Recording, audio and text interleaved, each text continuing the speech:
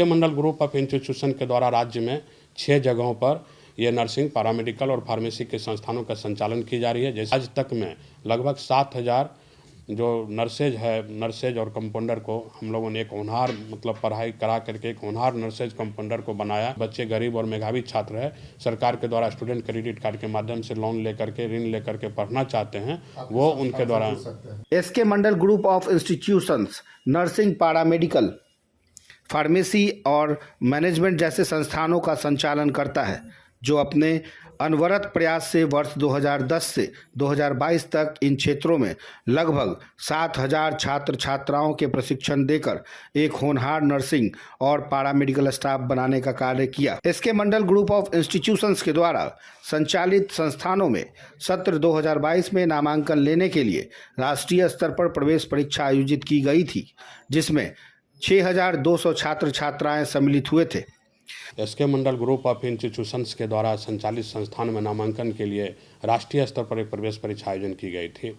इस प्रवेश परीक्षा का मुख्य उद्देश्य था कि बिहार को शिक्षा का हब कहलाना। बिहार से बच्चे पलायन कर रहे थे पहले मेडिकल एजुकेशन में। जब अब देख रहे हैं कि पिछले 2 वर्ष में जब WHO विश्व स्वास्थ्य संगठन ने कहा कि पूरे देश को, पूरे विश्व, भारत ही नहीं पूरे विश्व को स्वास्थ्य के क्षेत्र में सुदृढ़ बनाने की आवश्यकता है, स्वास्थ्य क्षेत्र को सुदृढ़ बनाने की आवश्यकता है। स्वास्थ्य क्षेत्र तभी सुदृढ़ बनेगा जब चिकित्सा शिक्षा सुदृढ़ बनेगा।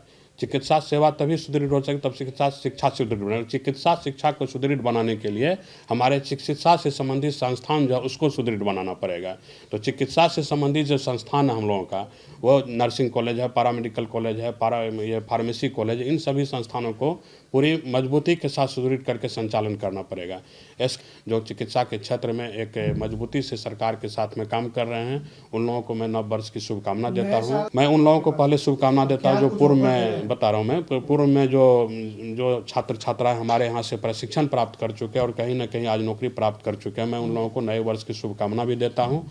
और इस समय जो 2022 में था, हम लोगों ने जितने प्लान के साथ काम किया अपने संस्था के द्वारा संचालित संस्थान में नामांकन लेने के लिए, उससे कहीं ज़्यादा मजबूती से 2023 में मैं अपने संस्थान में नामांकन कराने के लिए और अपने संस्थान में प्रशिक्षण कराने के लिए दृढ़ संकल्पित हूँ।